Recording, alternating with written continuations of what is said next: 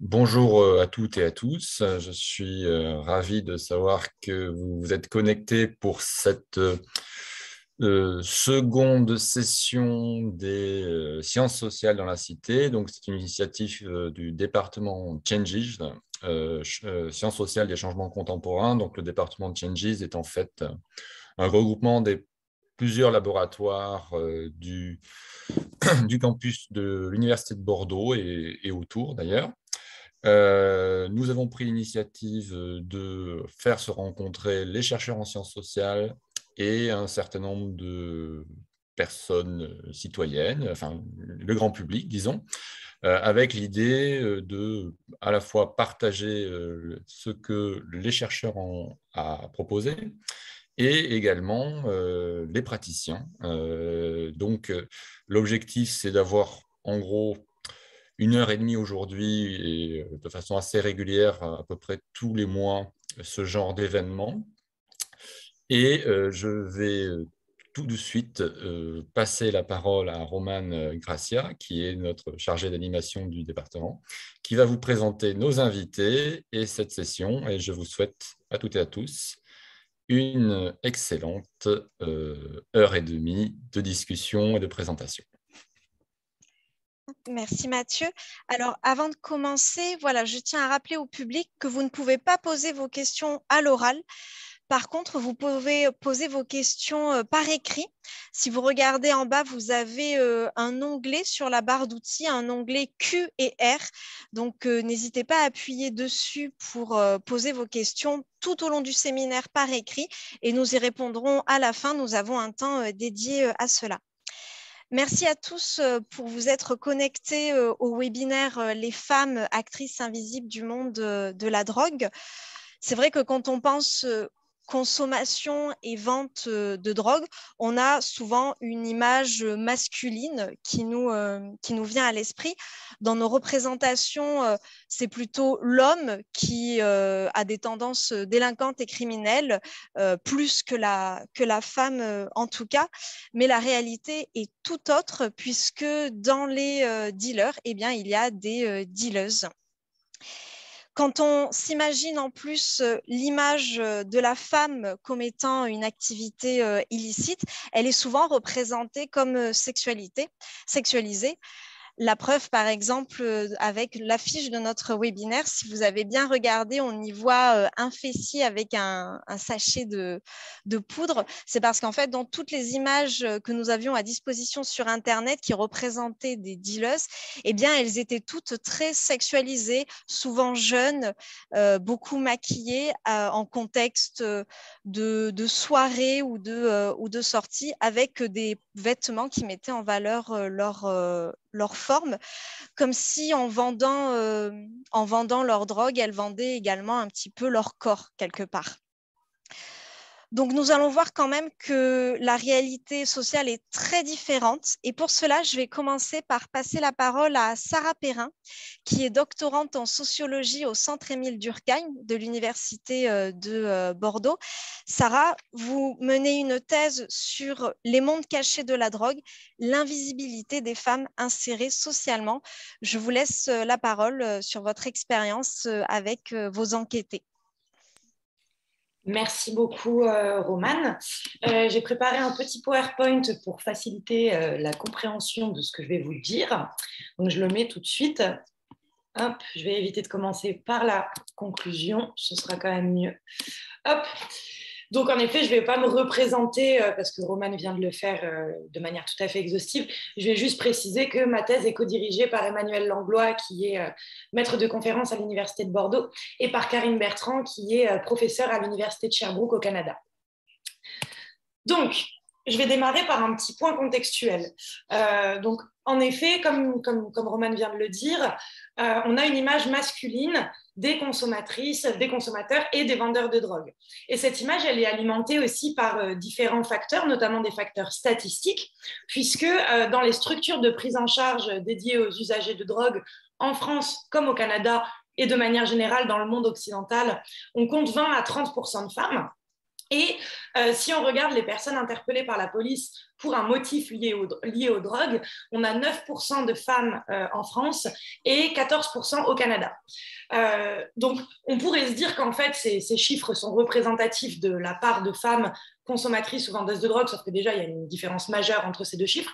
Et puis aussi, différentes recherches mettent en avant une féminisation des usages et des ventes de drogue depuis les années 90, surtout des usages de drogue. Donc on voit en fait que la part de femmes dans les statistiques d'usagers autodéclarés, donc dans des enquêtes où les personnes sont libres et anonymes de répondre, on voit que la part de femmes augmente, mais par contre, dans les structures socio-sanitaires ou parmi les interpellés par la police, la part de femmes reste stable aux chiffres que je vous ai indiqués depuis 30-40 ans. Donc, il y a une inadéquation entre les statistiques socio-sanitaires ou répressives et les statistiques des usagers qu'on repère de manière autodéclarative. Également, ce qu'on voit, c'est que les interpellés par la police et les usagers pris en charge sont essentiellement des personnes précaires, alors qu'en fait, ce qu'on sait aussi, c'est que la majorité des usages sont effectués par des personnes insérées socialement, des personnes comme vous et moi, en fait, qui vont consommer de manière récréative des substances, essentiellement en contexte festif. Je parle des substances illicites. Je vous précise ça parce que je m'intéresse dans ma thèse aux femmes consommatrices et vendeuses de drogue, mais ces femmes sont aussi insérées socialement. Donc, ça a son importance dans les résultats que je vais vous présenter. Donc, en fait, moi, la question que je me pose dans ma thèse, mais plus précisément dans cette intervention aujourd'hui, c'est comment des femmes insérées socialement agissent dans des mondes de la drogue qui sont en fait formatés essentiellement par et pour des hommes. Je vais vous présenter très, très brièvement ma méthode. Je ne vais pas m'attarder sur tous ces chiffres. Ce que je peux vous dire, c'est que j'ai fait 108 entretiens en tout, des entretiens qui ont démarré en 2018 et qui se sont achevés en 2021. Et donc, j'ai interrogé 4 catégories d'acteurs: des usagères revendeuses insérées socialement, des usagers revendeurs insérés socialement, des professionnels sociosanitaires qui interviennent dans la prise en charge des usages de drogue, et des policiers et des acteurs publics de prévention de la délinquance, et aussi des acteurs et des experts des politiques publiques liées aux drogues. Donc toutes les catégories d'acteurs ont été interrogées à Bordeaux et à Montréal, sauf les policiers que j'ai pu rencontrer uniquement à Bordeaux parce qu'à Montréal, la police n'a pas souhaité répondre à mes questions. Donc, comme vous le voyez, j'ai interrogé la majorité de mon échantillon, ce sont des femmes usagères et vendeuses de drogue insérées socialement, parce que c'est cette parole-là, c'est cette population invisibilisée-là que je souhaite mettre en avant. Donc, sans plus tarder, je passe au cœur de la présentation. Cette présentation, donc, qui va être rapide et donc un peu intense, va s'articuler sur 3 axes. Je vais d'abord vous présenter les trajectoires des femmes que j'ai rencontrées dans l'usage-revente. Je vais vous parler ensuite très brièvement, parce que ce n'est pas le cœur de la rencontre aujourd'hui, je vais vous parler très brièvement de leur rapport avec la police. Et puis, dans un 3e temps, je vous parlerai de leur rapport avec la prise en charge socio-sanitaire, avec le sanitaire. Et puis, je ferai une petite conclusion et une ouverture. Donc, concernant leur trajectoire dans l'usage-revente, ce qu'on voit, c'est que les hommes, comme les femmes que j'ai interrogées, ont la même trajectoire de consommation. Ils commencent par les drogues licites dans l'adolescence, donc alcool, tabac, puis arrive le cannabis, qui a été légalisé en 2018 au Canada, qui est toujours illicite en France. Donc, ils fument du cannabis, au début de manière récréative, festive. Pour la majorité de mon échantillon, les usages de cannabis deviennent quotidiens et répondent à des besoins liés à l'endormissement, pour apaiser l'anxiété, pour se calmer, pour se détendre, etc. Et puis, une part importante de mon échantillon a consommé d'autres substances illicites, essentiellement de la cocaïne, de la MDMA ecstasy, de la kétamine, mais aussi du LSD, quelques opiacés, mais c'est rare. Jamais d'injection, toujours que de la consommation en ingestion ou en sniff. Et donc, ces drogues illicites autres que le cannabis sont consommées de manière occasionnelle et récréative pour la majorité de l'échantillon. On n'est pas dans des situations d'usage régulier et problématiques. Concernant l'achat, je vais aller très rapidement là-dessus. Ce qu'on voit, c'est qu'il y a des achats différenciés en France et au Canada, d'une part parce que le cannabis est légal au Canada, donc les usagers passent beaucoup par la Société québécoise du cannabis, tandis qu'en France, ils passent plutôt par leurs réseaux amicaux ou par des dealers en appartement quand ils le peuvent. Et au Canada, les usagers ont recours au marché licite, mais aussi au marché noir, qui a développé une offre de livraison extrêmement professionnalisée. Donc, en fait, il est possible de se faire livrer du cannabis et d'autres drogues chez soi, dans les 2 heures qui arrivent. Et on a au Canada, en tout cas à Montréal, des menus avec des prix fixes où on peut choisir les variétés des drogues qu'on veut acheter, etc. Concernant la revente de drogue, ça concerne la moitié de mon échantillon. Donc, la moitié de mon échantillon a déjà revendu des drogues sur un modèle d'usage-revente. L'usage-revente, c'est quoi? C'est très éloigné du deal de banlieue, de ce qu'on a l'habitude de voir dans Enquête exclusive, sur BFM TV, etc. On n'est pas dans des trafics extrêmement hiérarchisés, violents, dominés par des réseaux de narcotrafiquants, etc., où il y a différents échelons, des guetteurs, des nourrices, etc. On n'est pas là-dedans.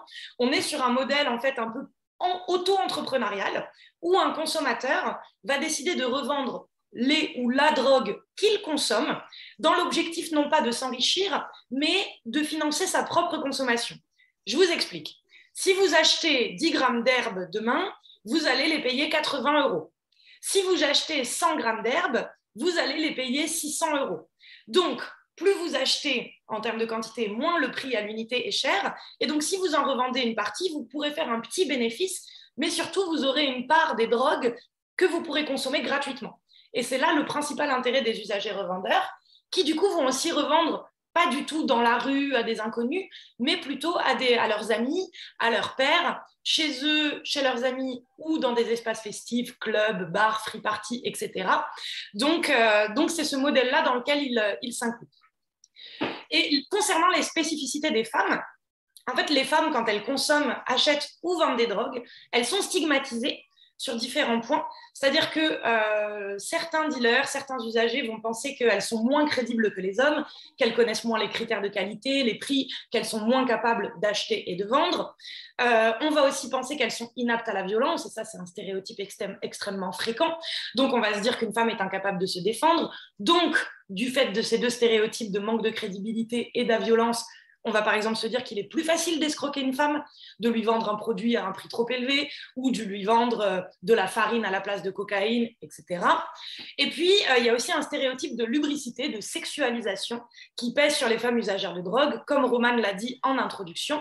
Et donc, en fait, il va y avoir une association entre usage de drogue féminin et débauche, amoralité, ce qui fait que quand elles vont acheter, consommer ou vendre des drogues, les femmes vont être sexualisées, vont faire l'objet de harcèlement sexuel, voire d'agressions sexuelles et de viols. C'est arrivé à des femmes dans mon échantillon. Donc, ça génère des vulnérabilités, mais les vulnérabilités sont toujours génératrices de capacité d'agir, c'est-à-dire qu'on peut toujours retourner le stigmate dont on fait l'objet. Et donc, certaines femmes vont retourner à leur avantage les stéréotypes que je viens de vous décrire. Elles passent pour des êtres moins crédibles, inaptes à la violence, mais du coup, elles vont aussi passer pour des êtres fiables qui ne seront pas capables d'arnaquer. Donc, elles vont pouvoir se constituer une clientèle qui vont penser que c'est plus rassurant d'acheter à une femme, que c'est moins risqué. Elles sont sexualisées, mais du coup, à certains moments, la drogue va aussi devenir un argument de séduction pour certains dealers face à certaines clientes, donc, ou pour certains usagers vis-à-vis d'autres usagères. Un peu comme on va payer un verre en boîte de nuit à une fille pour la séduire, et bien là, c'est un peu pareil, mais avec de la cocaïne ou du cannabis. Et il y a des femmes qui choisissent de jouer de leur sexualisation sans échanger de rapports sexuels contre de la drogue, mais en renvoyant des regards, en renvoyant des sourires, en passant un peu plus de temps que ne le nécessite la simple transaction pour avoir des produits moins chers ou gratuits. Voilà pour les trajectoires dans l'usage-revente et pour les spécificités des femmes là-dedans.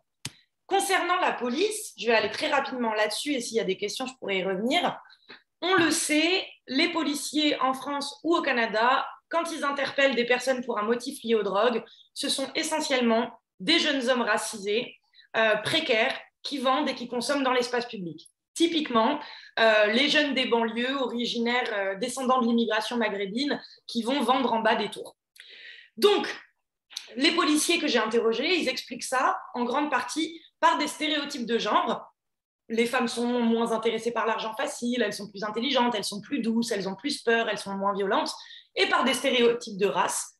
Les personnes descendantes de l'immigration sont fainéantes, plus facilement violentes, elles n'ont pas envie de s'intégrer pour justifier ce profilage-là.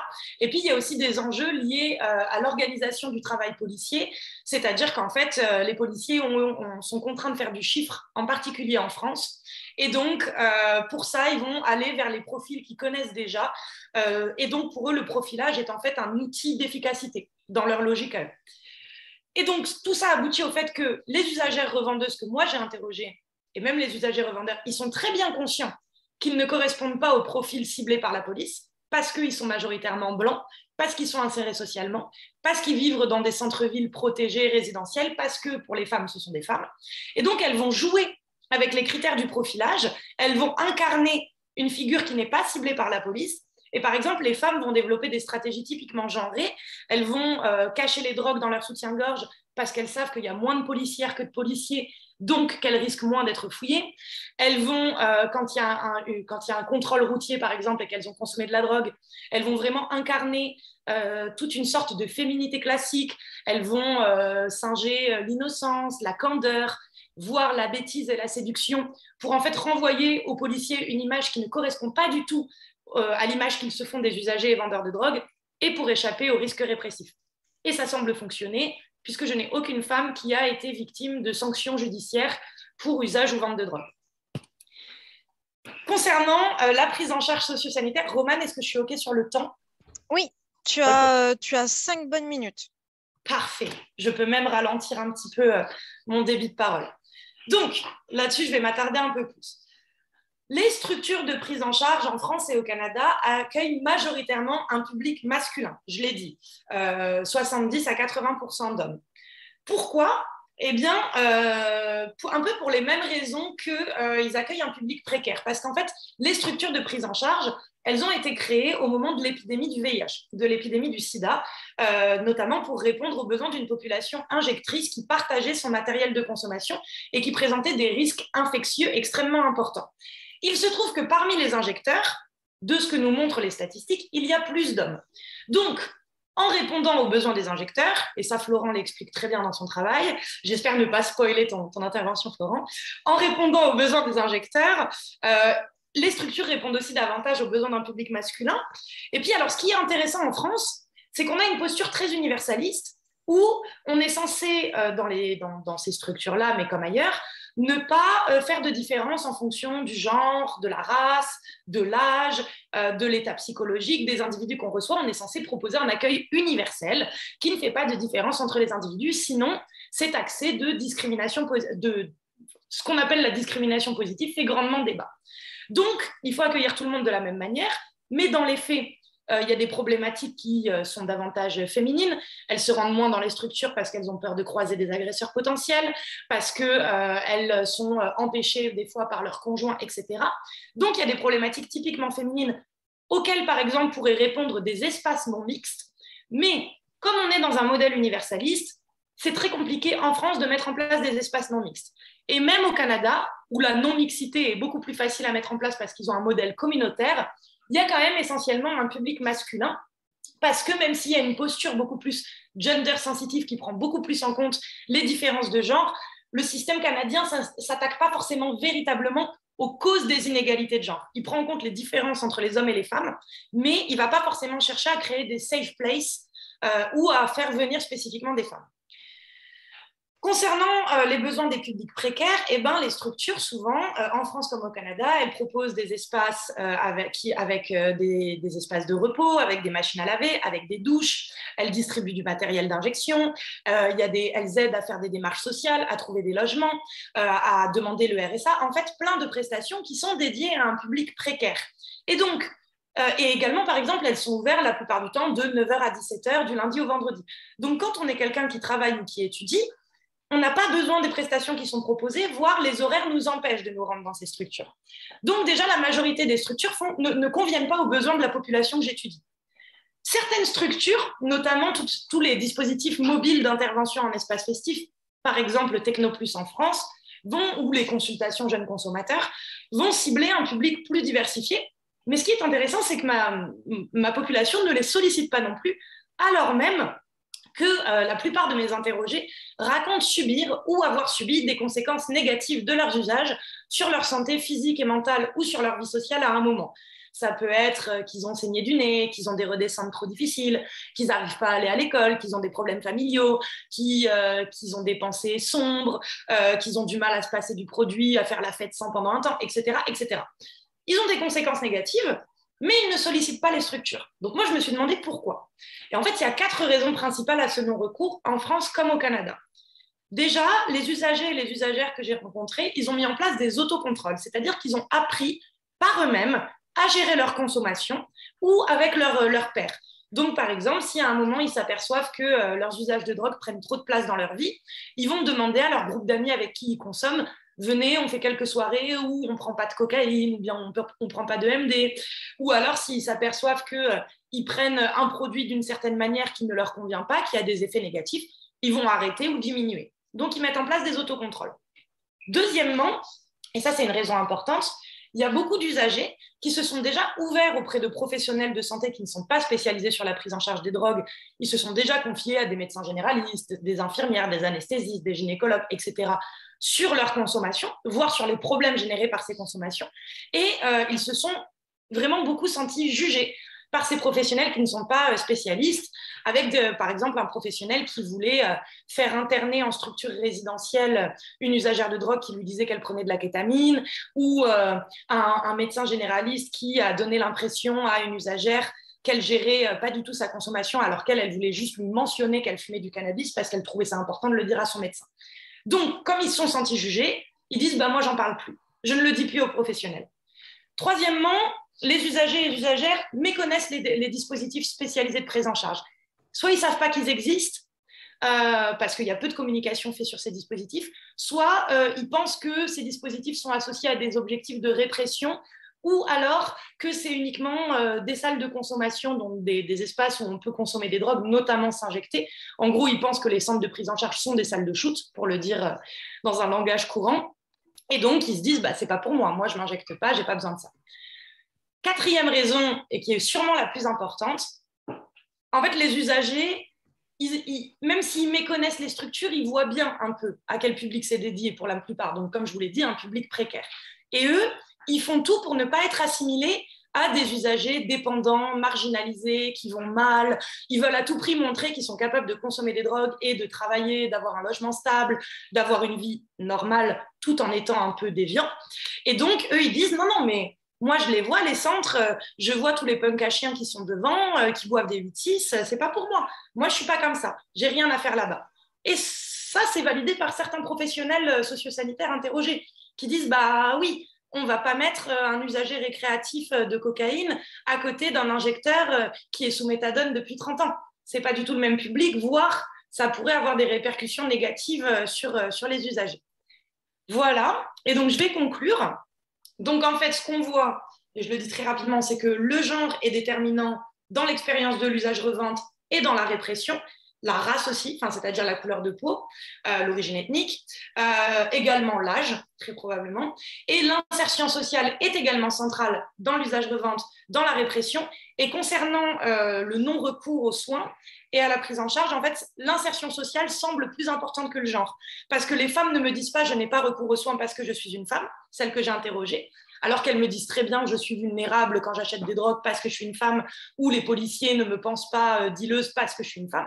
Donc, elles savent lier certains éléments de leur expérience au genre. Mais par contre, là, tous les usagers me disent non, mais en fait, moi, je suis insérée, moi, je vais bien. Moi, je n'ai pas besoin qu'on m'aide parce que je suis insérée et parce que j'ai ces espèces de garde-fous qui font que je ne suis pas quelqu'un dans la nécessité de la prise en charge. Et je vais conclure et je vais ouvrir là-dessus. Ce qu'on voit aussi, c'est qu'il y a des débats et des désaccords entre les usagers et les professionnels sur la définition de la dépendance. La plupart des professionnels que j'ai interrogés, ils donnent deux définitions de la dépendance. Une définition psychiatrique, médicale, notamment issue des manuels de psychiatrie nord-américains, qui dit en gros, je vais très vite, Audrey pourra sûrement mieux en parler que moi, mais qui dit en gros que la dépendance, il y a dépendance quand il y a craving, donc quand il y a du manque, et quand il y a une perte de contrôle de l'usage, c'est-à-dire quand on consomme plus que ce qu'on avait prévu de consommer ou qu'on consomme alors qu'on ne voulait pas consommer. Et il y a d'autres professionnels qui ont une définition plus sociale de la dépendance et qui disent qu'il y a dépendance quand l'usage vient empiéter sur les sphères de la vie. Donc, quand l'usage endette, quand l'usage empêche d'avoir une vie familiale, une vie professionnelle, etc., etc. Et donc, par contre, grosso modo, tous les professionnels s'accordent pour dire que la dépendance est problématique, quelle que soit la définition qu'ils en donnent, alors que moi, mes usagers, déjà, ils ne correspondent pas du tout aux définitions données par les professionnels. Et il y en a beaucoup qui me disent, en fait, moi, je m'estime dépendant au cannabis, uniquement au cannabis. On parle de dépendance au cannabis. Mais je n'ai pas l'impression que cette dépendance soit problématique, puisque Je peux m'arrêter de consommer de temps en temps, mais je ne le fais pas parce que en fait, ma vie est plus confortable quand je consomme. Et ça ne m'empêche pas de travailler, ça ne m'empêche pas de sortir, ça ne m'endette pas. En fait, je gère ma consommation tout en étant dépendant et en ayant besoin pour m'endormir, etc. Donc, il y a une ambivalence entre le discours des professionnels et le discours des usagers. Et on peut faire l'hypothèse que cette ambivalence éloigne aussi les usagers de la prise en charge parce qu'ils n'ont pas envie qu'on leur impose une définition de la dépendance qui ne concorde pas avec la leur. Voilà. Je vous remercie, Sarah. Je rappelle au public que vous pouvez poser vos questions par écrit dans l'onglet questions et réponses. Et je passe tout de suite la parole à Florent Schmitt, qui est doctorant en sociologie au laboratoire Triangle à l'Université Lumière à Lyon. Florent, vous êtes auteur d'une thèse qui s'appelle « Gouverner les usagers usagères de drogue par la prévention sanitaire, ethnographique multisituée d'une politique dite de réduction des risques ». Et je vous laisse la parole. Merci beaucoup pour votre invitation. Ça va, vous m'entendez bien? Oui. Ok, super. Juste, je précise quand même que le titre de ma thèse n'est pas du tout c'est un titre que j'avais mis au début, qui date d'il y a quelques années, et je pense qu'il va changer parce que je n'ai pas une approche exclusivement sanitaire, justement, de la question des usages de drogue. Mais ce n'est pas grave. C'est de toute façon l'info que vous aviez sur ma page professionnelle. Voilà, je voulais juste préciser ça. Donc, je vous remercie beaucoup pour votre invitation. Normalement, vous devez voir mon PowerPoint qui s'affiche. Là, quand je fais le défilé, ça va, ça marche. Vous voyez bien défiler les diapos? Ok, super. Alors, attendez juste. Voilà, je décale. Très bien. Donc, excusez-moi, je range juste mes onglets. Voilà, impeccable. Donc, je vais faire une présentation aujourd'hui qui s'intitule, donc, comme vous le lisez, l'accès des femmes au CARUD, d'une discrimination négative indirecte en voie de résolution. Je vais lancer un petit chronomètre. Hop, voilà. Et je voudrais commencer ma présentation par un constat peut-être connu de certaines et certains d'entre vous. C'est un phénomène qui est aujourd'hui bien documenté, à la fois par les géographes, les sociologues, mais aussi dans une moindre mesure les historiens et les historiennes. C'est celui de l'inégal usage et accès aux espaces et aux équipements publics entre les hommes et les femmes. Je ne pourrais avoir le temps de rentrer dans les détails de toutes les études qui ont été consacrées à ces questions-là, mais pour le dire très rapidement, le constat est aujourd'hui toujours très clair. Les femmes circulent moins librement dans les rues, dans les cafés, dans les espaces de loisirs aussi mis à disposition par les municipalités, et de la même manière qu'on observe aussi qu'elles utilisent de façon certains équipements sportifs, donc pour le street workout, pour ceux et celles qui connaissent, mais aussi certains transports collectifs. Et d'ailleurs, la presse s'en fait de plus en plus l'écho depuis environ une dizaine d'années, là, comme on le voit dans ces 3 articles du Monde, de l'Obs et cette émission de France Culture, et donne donc à voir en fait une image de l'espace public qui est désormais un peu autre que celle d'un espace d'insécurité marqué par la délinquance juvénile. Et donc là où je veux en venir, c'est que en vérité, on constate aussi qu'il y a des inégalités d'accès genrées à ce qu'on appelle les centres d'accueil et d'accompagnement à la réduction des risques pour usagers de drogue, qui portent aujourd'hui l'acronyme officiel de CARUD. Et je parlerai dans la suite de la présentation maintenant de CARUD. Alors, c'est quoi un CARUD? Pour le définir brièvement, on peut considérer que ce sont des dispositifs. Ce sont d'abord des établissements médico-sociaux, mais on peut les considérer comme ayant une mission de réinsertion au sens global du terme. C'est-à-dire que leur objectif n'est pas de réinsérer immédiatement dans l'emploi des usagers de drogue, mais de chercher à améliorer par différents moyens leurs conditions d'existence.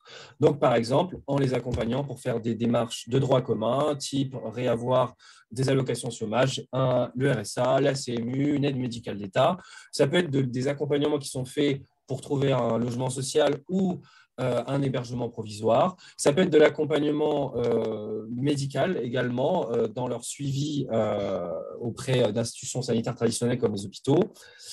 Et donc, vous l'aurez compris, de ce fait-là, par cette mission même, ils ciblent prioritairement des usagers de drogue dits précaires, parce que c'est le terme institutionnel employé, mais qui sont en fait des usagers qui sont souvent originaires des classes populaires, mais des fractions les plus instables, c'est-à-dire caractérisées le plus souvent par un chômage chronique, entrecoupé de petits travaux, enfin de petits emplois précaires et pas durables, et aussi caractériser cette population par des difficultés d'accès au logement.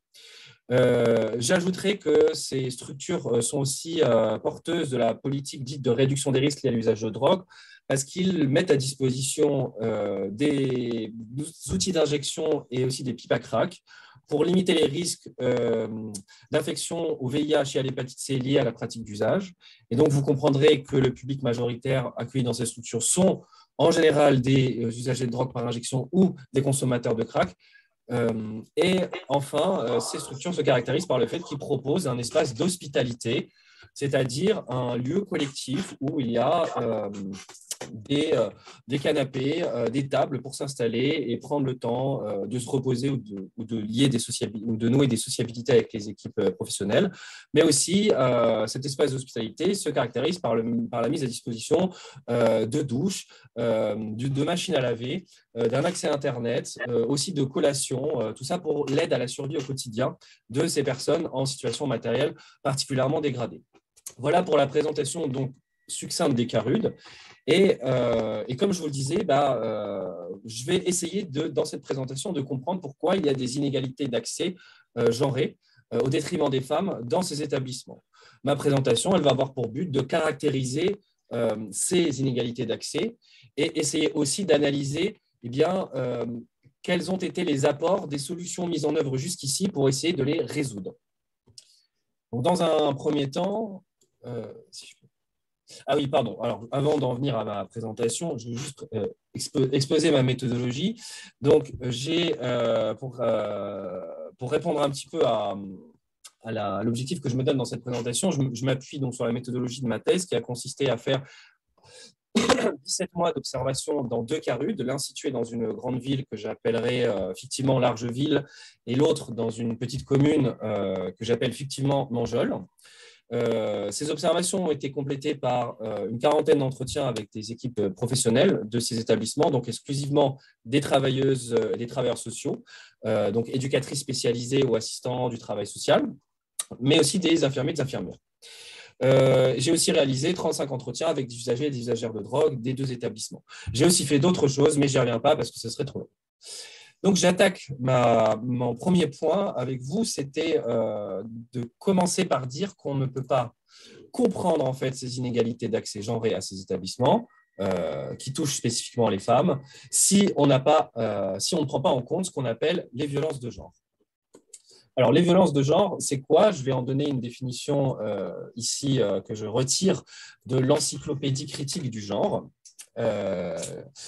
qui nous dit la chose suivante: les violences de genre constituent l'ensemble des violences verbales, physiques ou psychologiques, interpersonnelles ou institutionnelles, commises par les hommes en tant qu'hommes, contre les femmes en tant que femmes, et peuvent donc être exercées tant dans les sphères publiques que privées.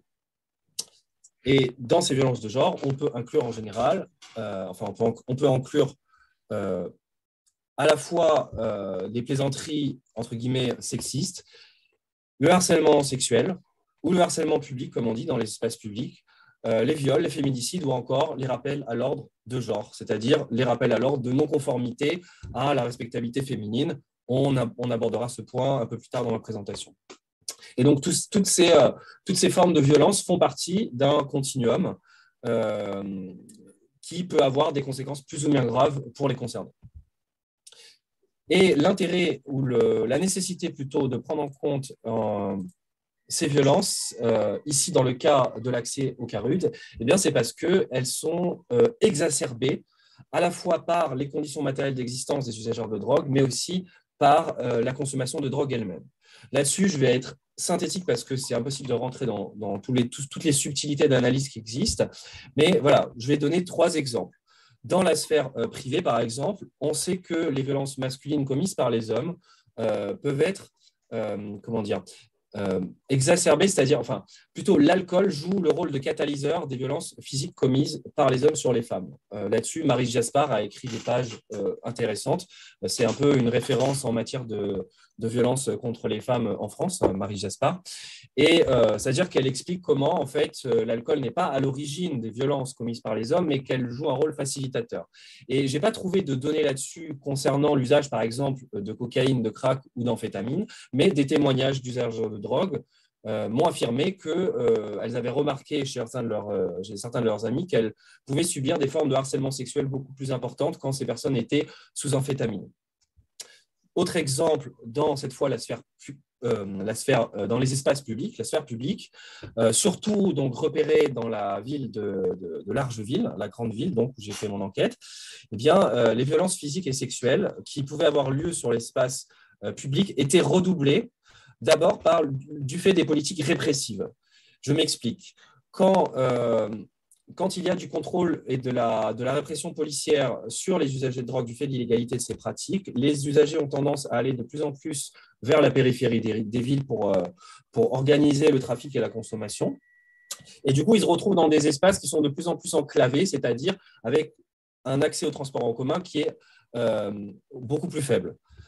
Première chose. Et deuxième chose, le fait d'un manque de logement pour héberger des personnes précaires aujourd'hui font qu'au final, entre le caractère enclavé du territoire où se trouvent ces usagères et le fait qu'elles n'ont pas accès aisément à un logement, eh bien, elles sont en permanence en côtoiement avec des hommes et elles n'ont pas d'espace de repli aisé. Ce qui fait qu'elles sont beaucoup plus exposées à la violence des consommateurs, mais aussi des revendeurs de drogue.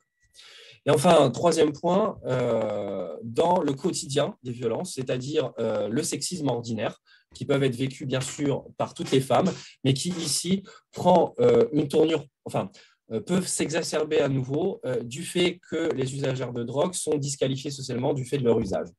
L'héroïne, la cocaïne ou le crack sont perçus comme allant à l'encontre d'une féminité respectable.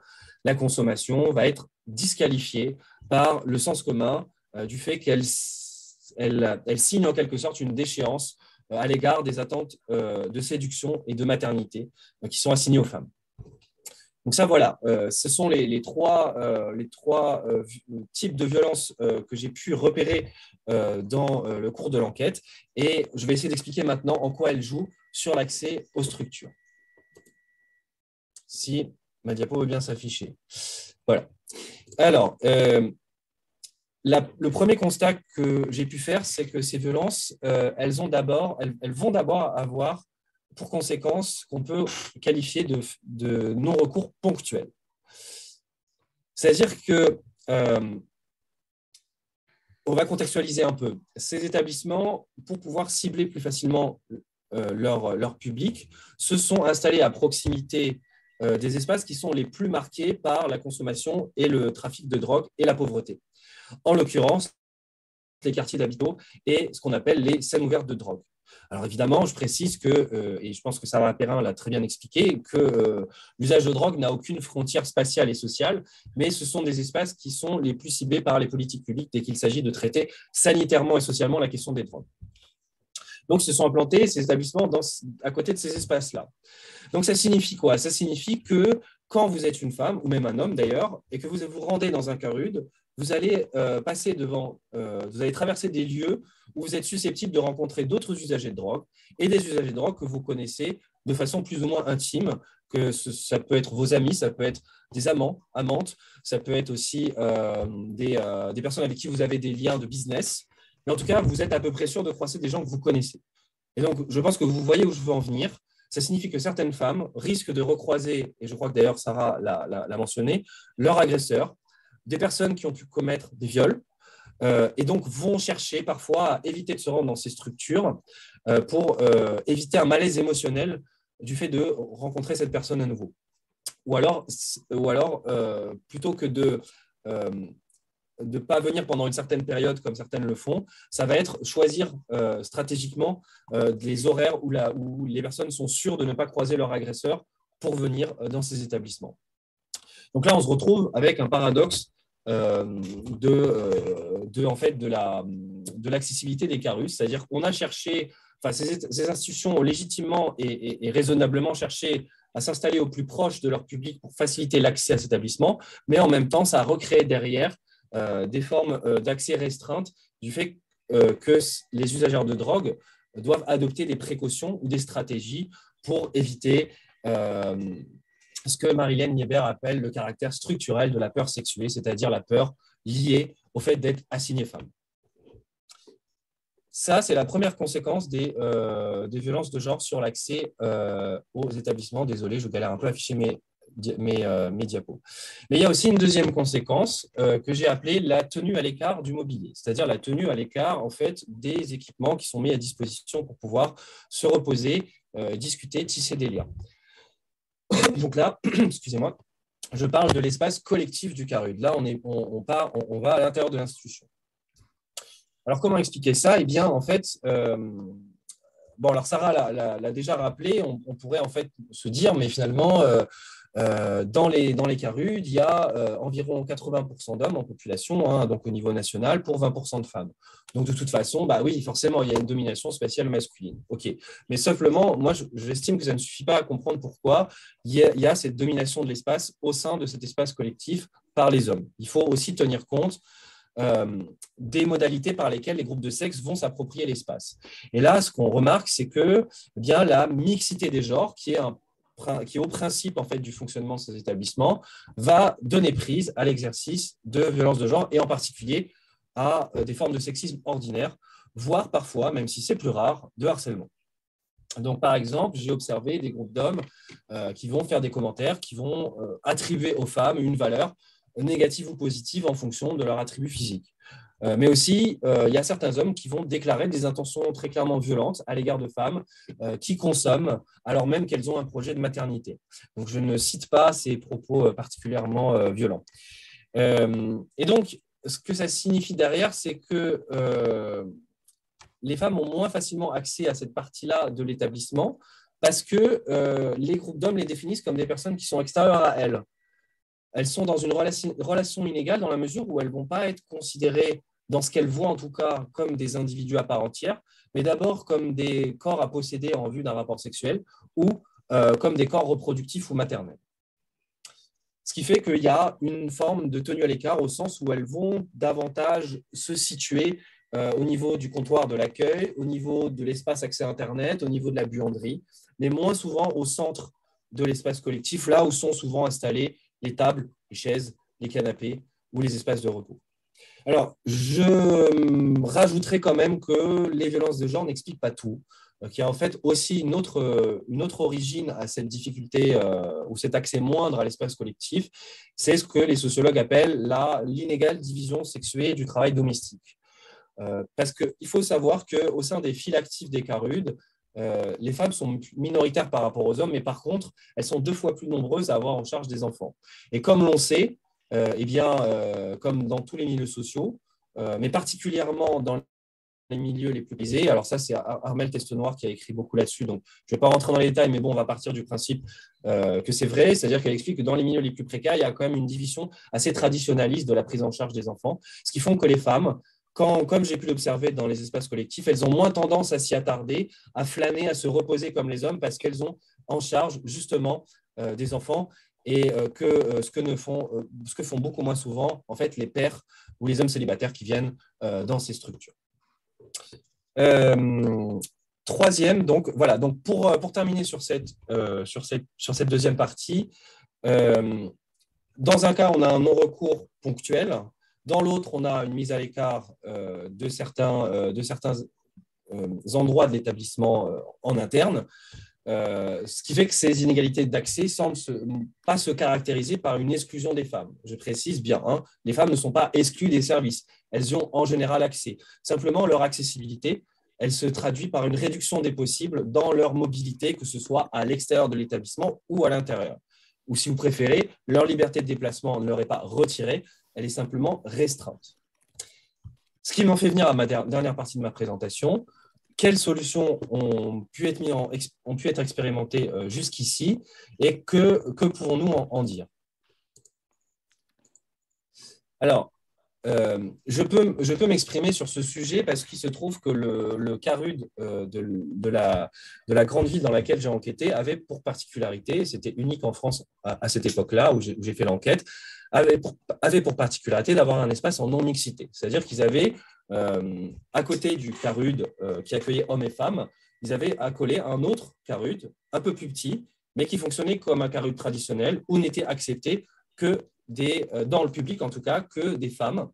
Et quand je dis femmes, j'inclus aussi les femmes trans. Et donc, la question se pose de savoir en quoi ça peut jouer sur l'accessibilité des femmes. Alors, ce qu'on peut dire, c'est que d'abord, cette non-mixité, elle sert de support de résistance aux violences commises par les hommes. Parce que quand les hommes sont absents, eh bien, on constate que les femmes ont plus de facilité à évoquer ou critiquer les violences qu'elles ont pu subir de leur part. Par exemple, une usagère va dénoncer devant d'autres femmes et des professionnels les coups qu'elles ont subis par leur mari. Une autre va évoquer les mauvais traitements qu'elle a subis de la part d'un proxénète.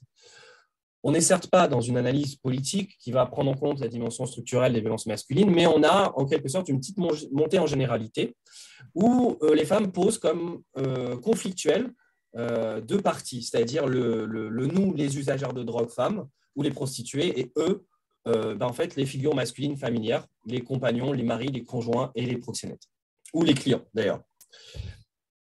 Et deuxième chose qui me semble absolument fondamentale, c'est que en fait, cette facilitation de la parole en l'absence des hommes, eh bien, elle facilite aussi en même temps une prise de conscience des violences que subissent ces femmes chez les professionnels qui les prennent en charge.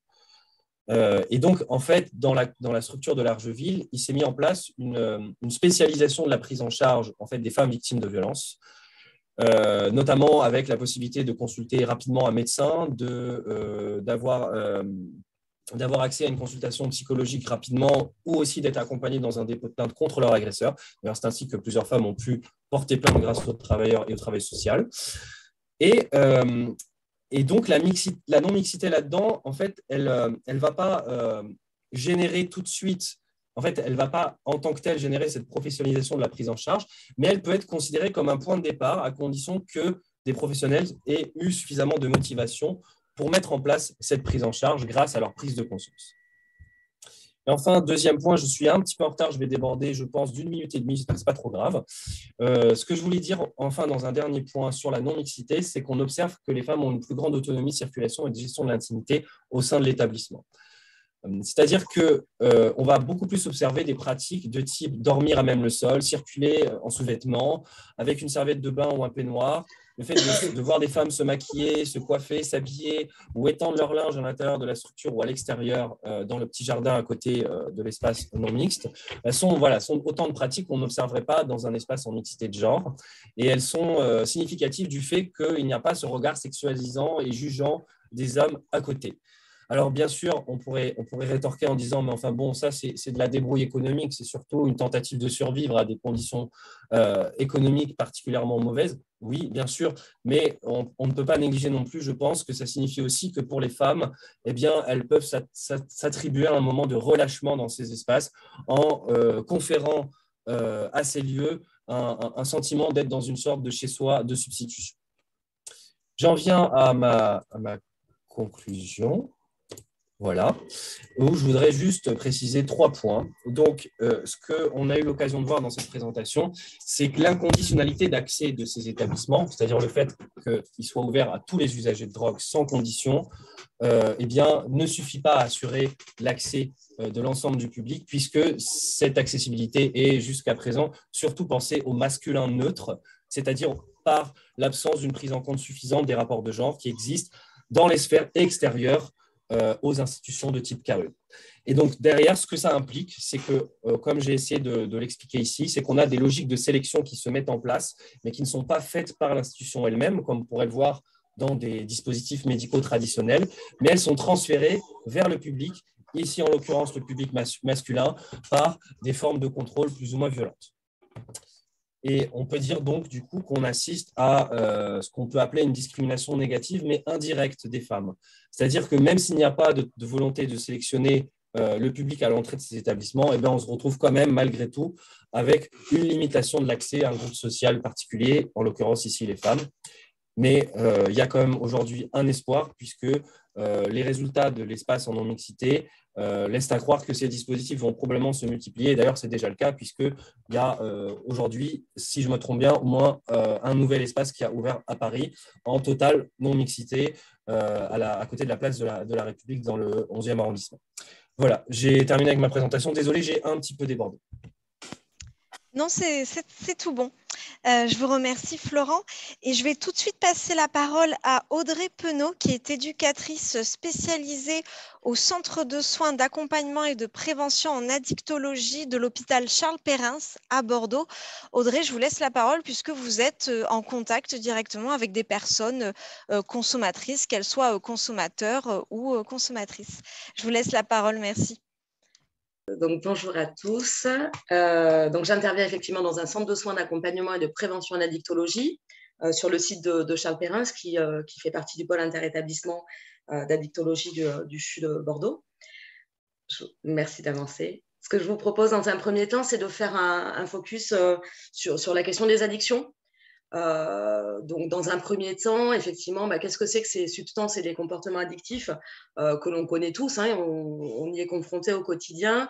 Donc, on va être sur des produits auxquels on a accès de manière quasi quotidienne pour certains, tels que l'alimentation ou encore les jeux vidéo, l'alcool.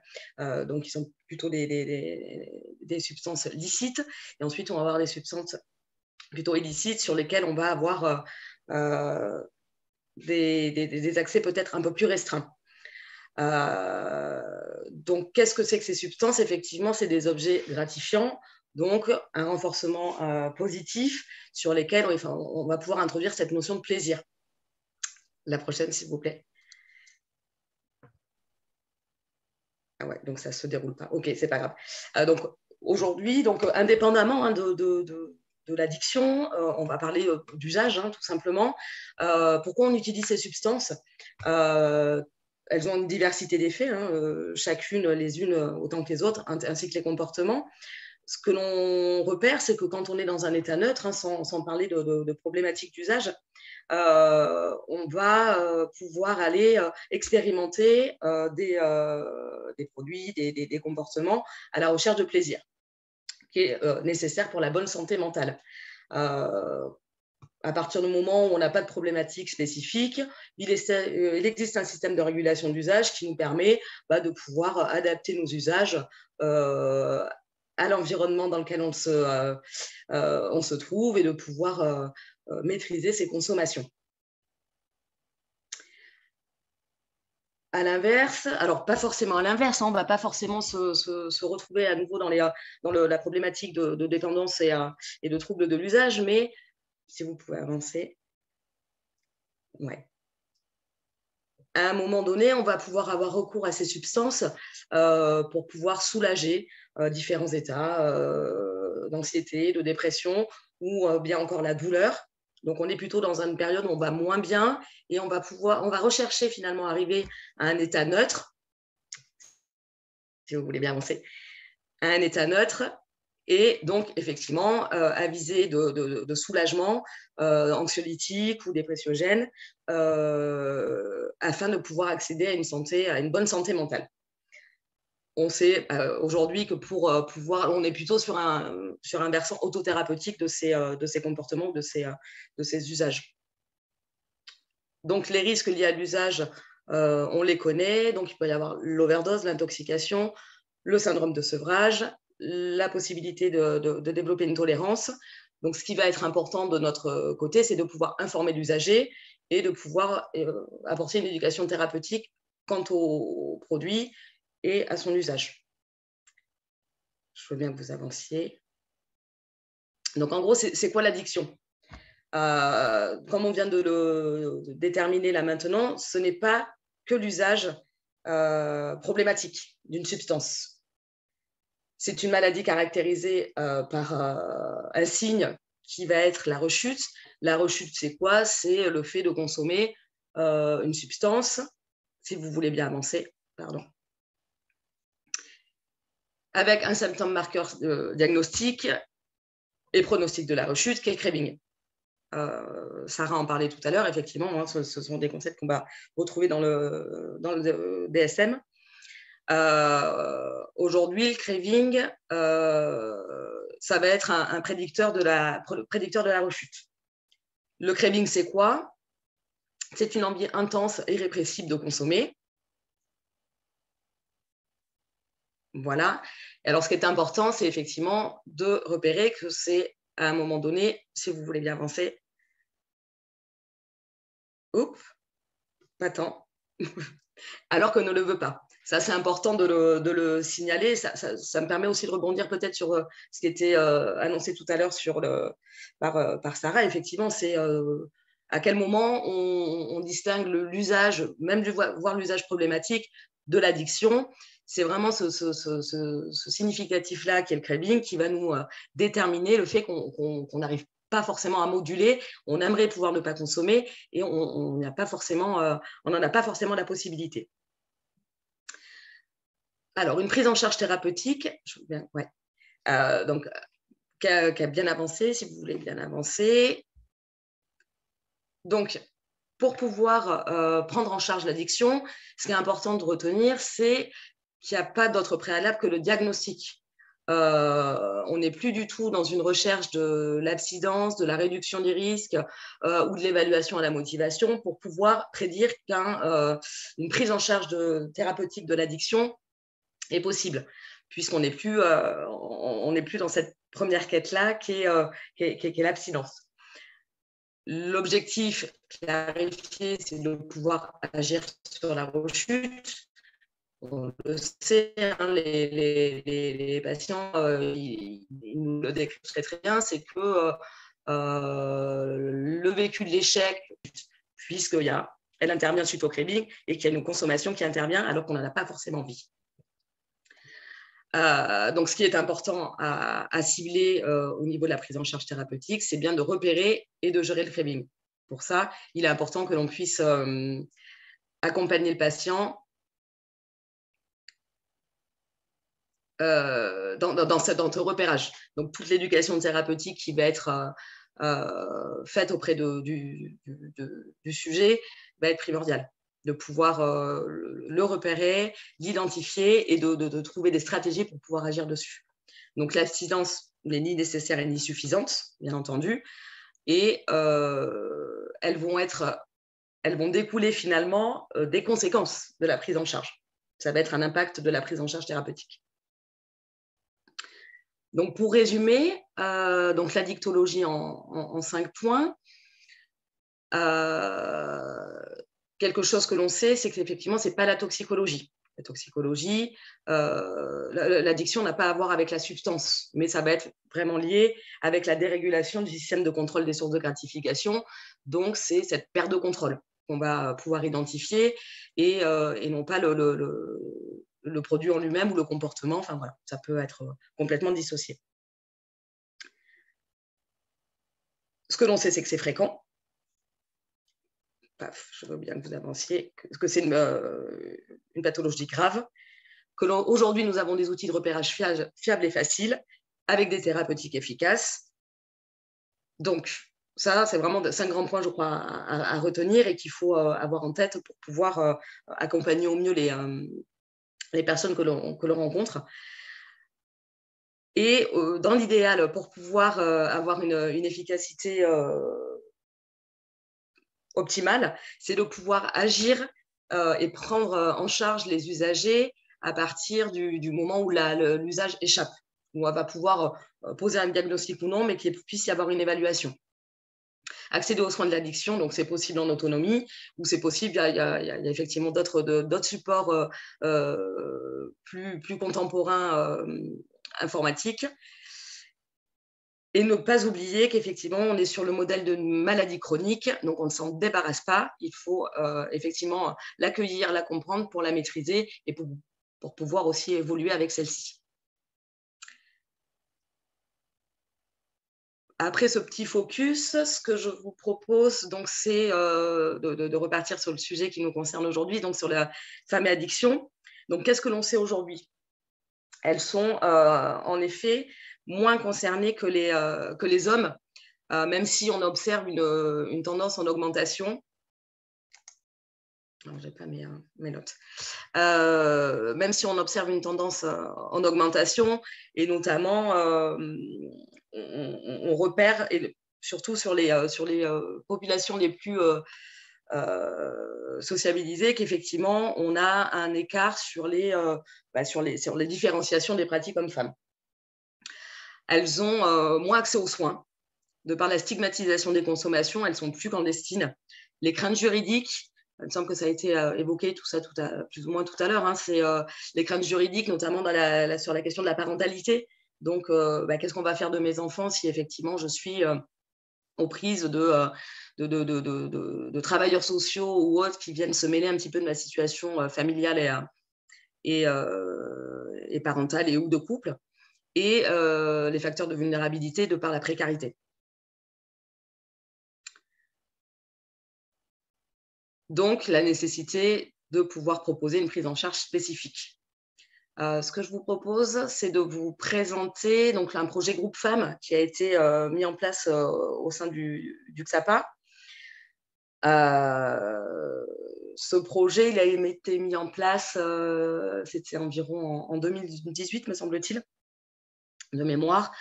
Donc, plusieurs étapes ont été nécessaires au préalable de la mise en place de ce projet. C'était donc effectivement de pouvoir repérer, d'évaluer les besoins, définir des objectifs,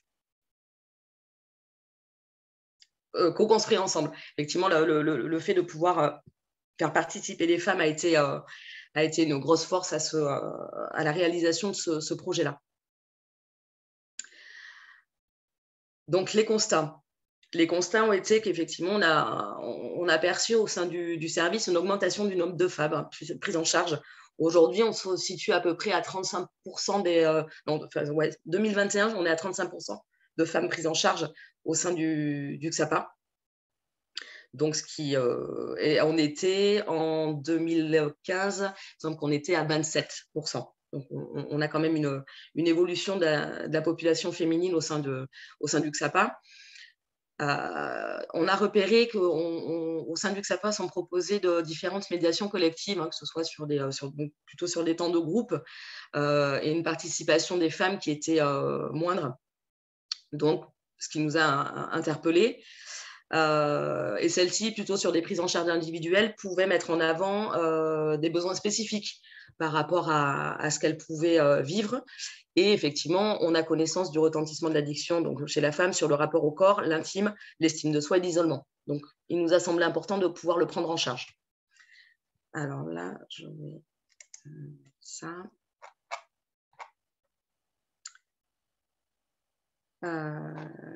Clac. Donc, les différents objectifs et besoins spécifiques. Donc, ce groupe femmes, c'était pouvoir proposer un espace d'échange et de médiation bienveillant entre pairs. Alors, il avait un double enjeu, hein, parce qu'effectivement, il nous est apparu que ça pouvait devenir un espace clinique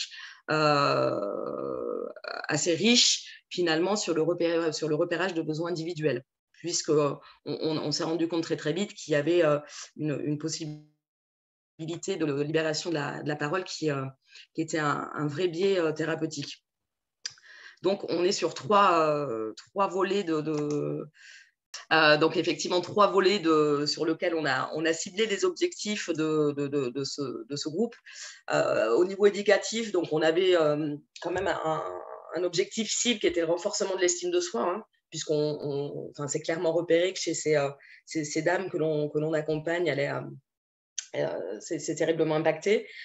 La question de la revalorisation, l'inscription dans une dynamique collective, le renforcement du statut social et rompre avec l'isolement.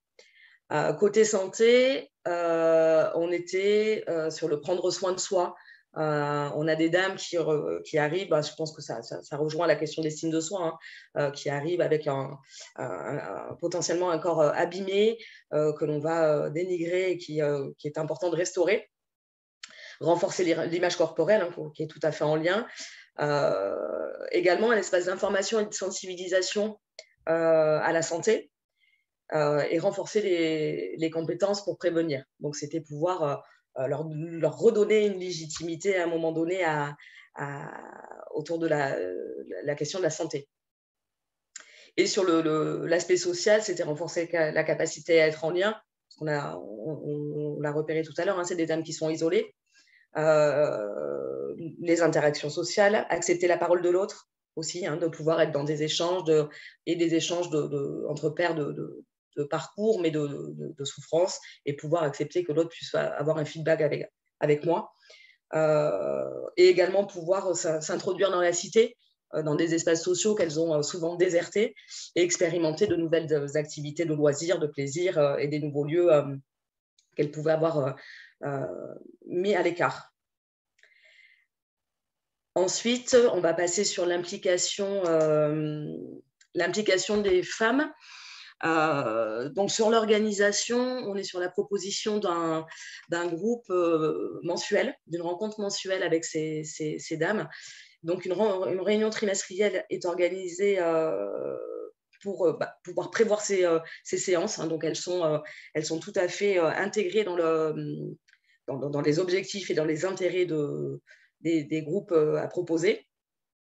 Important aussi, c'est s'appuyer sur les compétences et savoir-faire de chacune, donc avec la possibilité d'animer des groupes de par leur savoir-faire, leurs compétences personnelles. Exemple de groupe, donc école de coiffure, rencontre association, atelier créatif, atelier clown, sortie culturelle, atelier pleine conscience. Indépendamment de ce groupe, au sein du XAPA a été développé un projet depuis plusieurs années, donc je vais le présenter assez vite, je crois que je ne suis plus dans les temps. C'est l'équipe mobile addiction parentalité, donc les MAP, qui est une équipe à part entière qui intervient, donc qui a pour objectif de repérer les problématiques de conduite addictive dans un contexte de périnatalité et ou de parentalité, faciliter l'accès aux soins et assurer la coordination auprès des professionnels. Donc là, on va être vraiment, et notamment avec aujourd'hui des missions qui évoluent puisqu'elles ont un peu plus de recul par rapport à l'existence de cette équipe, c'est de pouvoir accompagner, de mieux évaluer à distance et peut-être dans d'autres lieux qui seraient un peu plus précaires. Et dernière chose sur lesquelles on est plutôt sur l'actualité, sur les pistes de réflexion. Donc, ce n'est pas une grosse annonce, mais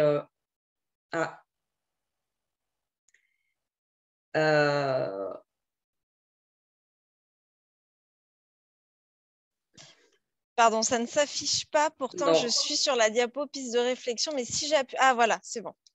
C'est bon. Donc, on repère quand même, donc, ça a été clairement dit et on l'observe de plus en plus et voire avec des situations de plus en plus graves. Donc, le repérage d'un nombre important de femmes victimes de violences.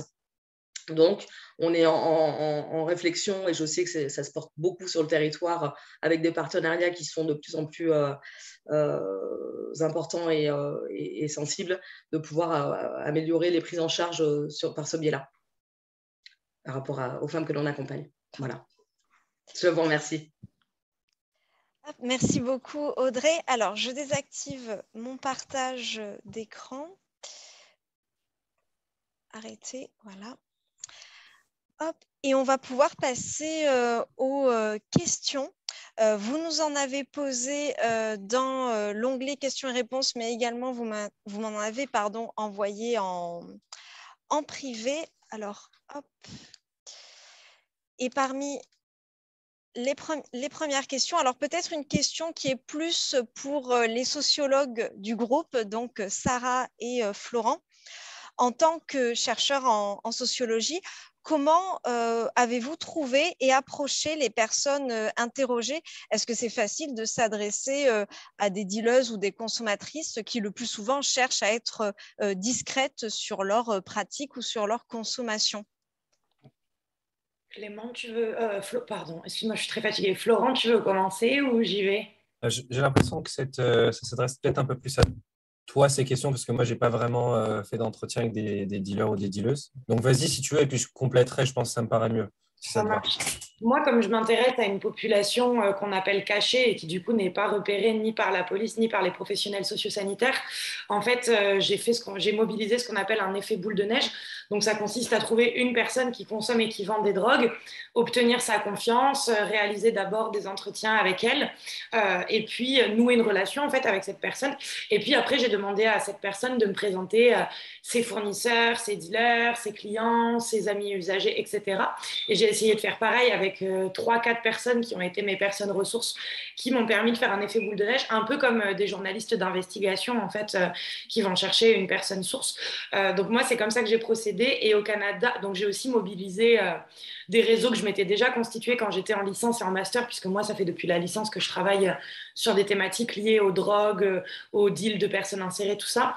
Et à Montréal, comme j'avais un réseau moins bien installé, je suis passée par des réseaux sociaux, par des pages en fait des pages Facebook sur lesquelles il y a beaucoup de consommateurs.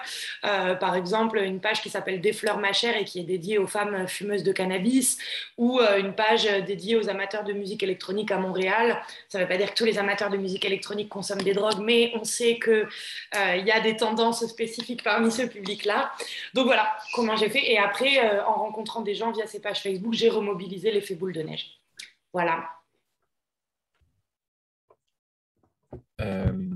Et du coup, en ce qui me concerne, alors c'était très différent hein, parce que, comme vous l'avez compris, j'ai étudié surtout le fonctionnement des CARUT parce que ma thèse porte surtout sur ces institutions. Donc, c'était assez facile pour moi de rencontrer des consommateurs et des consommatrices. Il suffisait de me mettre dans l'espace d'accueil et puis d'essayer de commencer à nouer des liens en créant une relation de confiance, en étant présent le plus souvent possible sur les lieux, ce qui fait que je commence à être identifié pardon, comme la personne qui fait une recherche sur les drogues.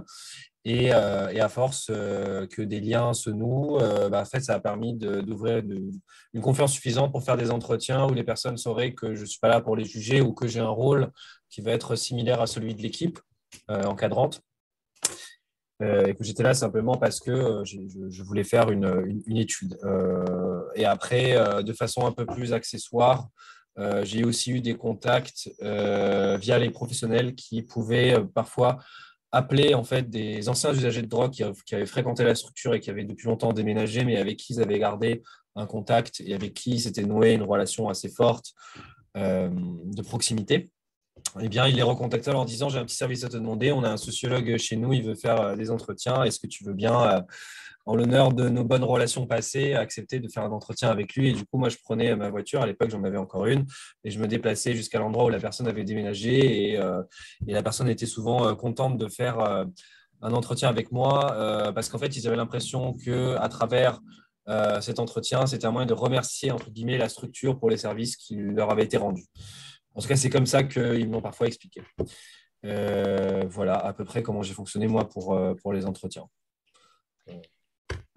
Alors pareil, une autre question qui est peut-être plus pour Sarah et Florent parce que vous en avez parlé. Vous avez mentionné donc des agressions sexuelles, voire des viols. Est-ce que les victimes osent porter plainte ou est-ce que leur activité ou leur consommation voilà, les limite dans cette démarche? Alors moi, sur le terrain, les victimes d'agressions sexuelles et de viols que j'ai rencontrées, sachant que moi, je questionne uniquement sur les agressions et viols en contexte d'usage, d'achat ou de consommation, mais voilà. Donc les victimes de ces agressions-là n'ont pas porté plainte, sauf une dont la plainte a été classée sans suite et qui a fait appel et qui a clairement senti que le fait qu'elle était sous l'emprise de substances quand elle a porté plainte jouait en sa défaveur, alors que dans le droit français, c'est censé être une circonstance aggravante pour les agresseurs. Il semble que là, dans ce cas précis et dans d'autres, ce soit une circonstance aggravante pour les victimes. Qui du coup en fait vont à l'encontre de normes de genre. Certains considèrent qu'elles se mettent dans des positions à risque et que donc, entre guillemets, elles doivent payer les conséquences de ce choix de vie qui les met en position de vulnérabilité. Et après, il y a du non-dépôt de plainte parce que les femmes savent qu'en tant qu'usagères de drogue, elles sont moins prises au sérieux, mais parce qu'il y a aussi un problème structurel dans les plaintes pour agression sexuelle au sein de la police et dans le système judiciaire où toutes les femmes savent qu'il y a des taux de classement sans suite énormes. Et donc, je pense que les usagères de drogue, comme les autres, savent très bien que malheureusement, elles ont peu de chances de voir leur plainte acceptée et que c'est un parcours du combattant et une torture psychologique sans nom de déposer plainte. Donc, voilà, il y en a beaucoup que ça dissuade de base, quoi. Voilà.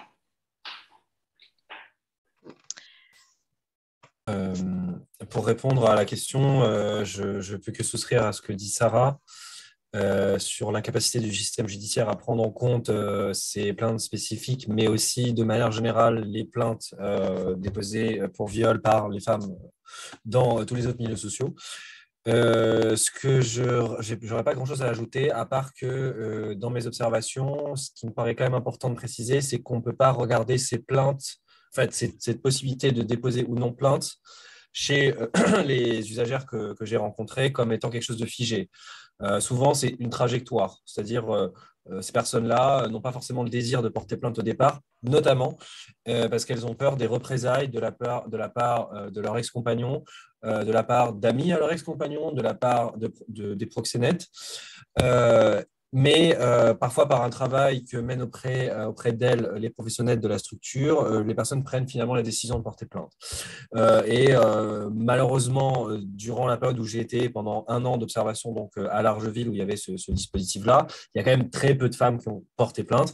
Mais pour celles qui l'ont faite, la démarche a pu être menée jusqu'au bout parce qu'il s'avère qu'il y avait une policière particulièrement compétente dans le commissariat où il y avait ces dépôts de plainte qui, en fait, ne jugeait pas en fait, les usagères de drogue à l'aune du fait qu'elles étaient consommatrices, mais aussi à l'aune du fait qu'elles étaient des prostituées. Parce qu'en fait, il y a en plus ça qui s'ajoute.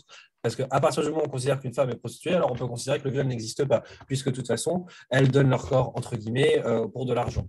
Alors qu'en fait, pas du tout, évidemment. Hein.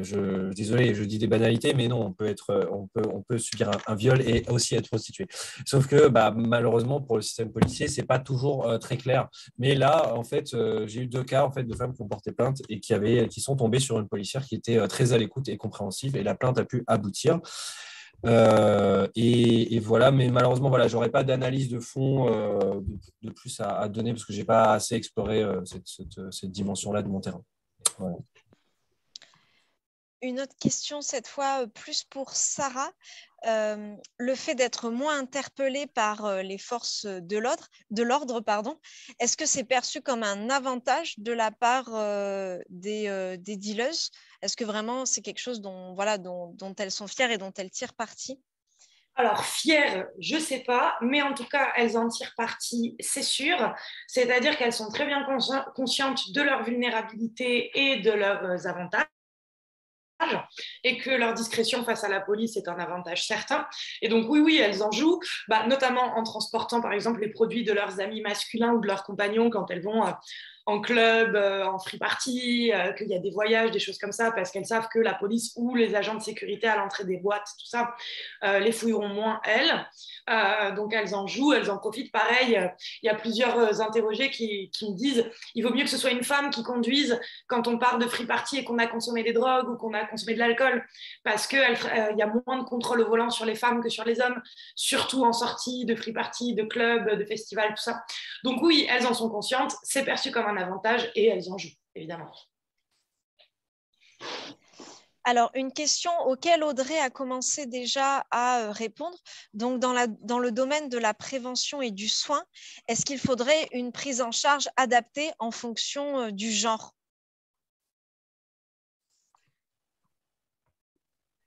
Oui. Je vous laisse prendre la parole si Audrey, vous voulez compléter. Je veux bien, en effet, oui, je pense que c'est important de le prendre en compte. Je ne sais pas si c'est important de complètement dissocier les espaces de lieux quand on est sur une prise en soins, mais par contre, pouvoir, notamment, comme on le disait sur la question de la périnatalité, je crois que c'est une question qui est évidente. De la maternité aussi, et sur la question qui a été abordée en amont sur la spécificité des violences faites aux femmes et de la vulnérabilité qu'elles peuvent représenter sur les questions de l'emprise et sur les questions des traumas spécifiques liés aux usages féminins. Je crois que oui, c'est quelque chose à prendre en compte, clairement. Après, à pouvoir dissocier, ça a été abordé tout à l'heure par Florence sur la question des carudes dissociées ou pas, parce qu'effectivement, est-ce qu'on a sa place quand on rentre dans une salle où il y a 25 hommes? Je ne sais pas, je ne suis pas certaine non plus qu'il faille complètement le genrer, mais prendre en compte la spécificité des femmes, j'en suis convaincue. Ouais. Et je vais poser une dernière question si on a fini avec celle-ci.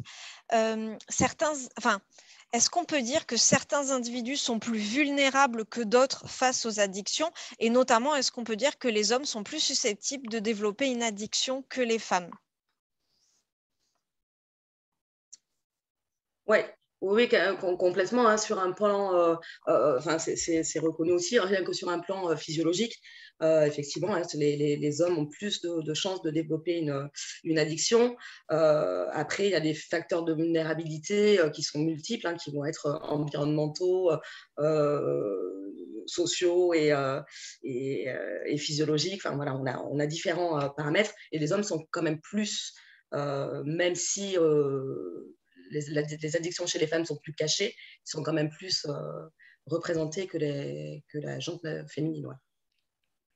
Alors, s'il y a une dernière question, mais pas sur le propos scientifique, est-ce que vous acceptez de diffuser votre PowerPoint, qu'on le diffuse notamment sur le site Changes et voilà, pour que le public puisse le consulter? C'est une question du public. Oui, bien sûr. Bien sûr. Oui, pareil, tout à fait, oui. Super. Écoutez, je vous remercie. Je vais laisser le dernier mot à Mathieu Montalban, le directeur du département Changes, pour faire une mini conclusion. Merci Romane, et puis surtout merci à Sarah, merci à Audrey, merci à Florent pour vos passionnantes présentations qui, je crois, ont été à la fois très instructives, très appréciées et très claires. Donc, ce sera avec joie qu'on partagera ces vidéos sur YouTube et puis sur vos PowerPoint. Merci aussi d'avoir accepté de les partager sur le site de Changes. Ce que je peux vous dire, déjà, j'espère qu'on aura l'occasion de se recroiser à un moment ou à un autre, dans d'autres circonstances peut-être.